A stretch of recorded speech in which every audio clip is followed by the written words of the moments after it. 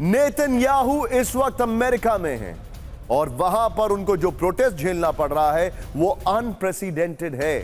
इस वक्त की बड़ी खबर, ब्रेकिंग और शॉर्ट सीधे आइए। नेतन्याहू के अमेरिका दौरे का विरोध, ब्रेकिंग और शॉर्ट। यूएस कैपिटल में नेतन्याहू का विरोध, ब्रेकिंग और शॉर्ट। Ambience up. हिरासत में लिए गए कई प्रदर्शनकारी, ये देखिए नेतन्याहू का विरोध यूएस कैपिटल में। ये देखिए तस्वीरें अब आप।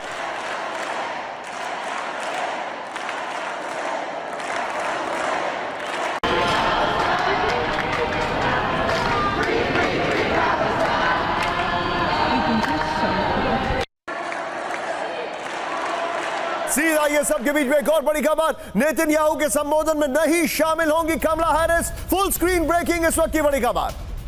पहले ब्रेकिंग राहुल, नेतन्याहू के भाषण के दौरान संसद में नहीं होंगी कमला हैरिस। कमला हैरिस के फैसले पर भड़के house speaker Mike Johnson. Now the shots Rahul. Kamala Harris का फैसला, डेमोक्रेट्स की राजनीतिक चाल। माइक जॉनसन ने कहा एम्बियंस अप करिएगा। आज अमेरिकी संसद में भाषण देंगे नेतन्याहू।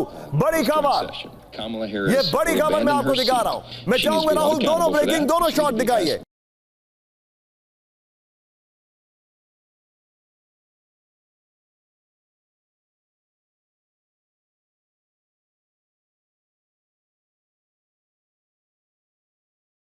ये बड़ी खबर है। मनीष झा के पास में आ रहा हूं। मनीष, एक बहुत ही बड़ा सवाल मेरे पास है, लेकिन उससे पहले एक और बड़ी खबर, डोनाल्ड ट्रंप से मिलेंगे इजरायली पीएम नेतन्याहू। ब्रेकिंग और शॉर्ट दिखाइए जरा।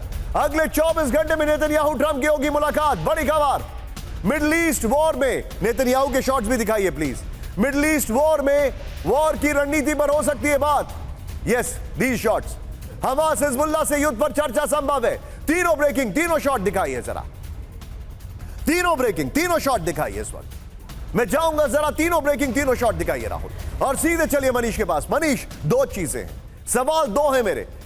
पहला सवाल यह है कि कमला हैरिस इलेक्शन मोड में है और ऐसा लग रहा है कि वो ड्रिफ्ट कर रही है फिलिस्तीन लॉबी की तरफ, जिसकी वजह से बहुत दबाव में थे बाइडेन, नंबर वन।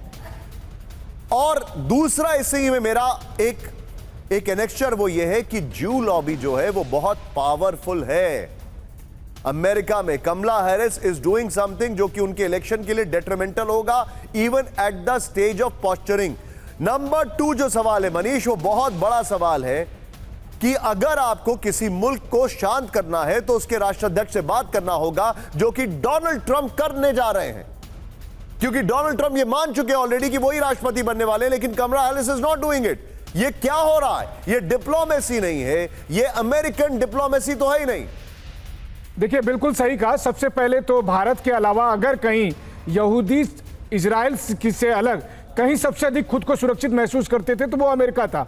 लेकिन आज की तारीख में अमेरिका में इजराइल के खिलाफ, इजराइल के प्रधानमंत्री के खिलाफ जिस कदर प्रोटेस्ट हो रहा है, ये कभी किसी ने नहीं सोचा था कि नेतन्याहू संसद में जाएंगे तो उससे पहले कैपिटल के चारों तरफ किले बनाना पड़ रहा है कि वो सुरक्षित वहां नहीं जा पाए। वहीं दूसरी तरफ कमला हैरिस शुरू से ही इस मामले में इजराइल के पॉलिसी के खिलाफ रही है। और बाइडेन साहब कम से कम ये तो था कि वो भले ही डांटते फटकारते थे नेतन्याहू को, लेकिन वो इजराइल के साथ रहते थे। इसीलिए आपने एकदम सही कहा। देखिए, अमेरिका की राजनीति बदल सकती है नेतन्याहू के इस दौरे के बाद। भूलना चाहिए मनीष कि कमला हैरिस को दो काम दिए गए थे बाइडेन की तरफ से, वो दोनों में फेल हो गई। एक इमिग्रेशन और एक सदर्न बॉर्डर, दोनों को उन्होंने टच भी करने की कोशिश नहीं की है।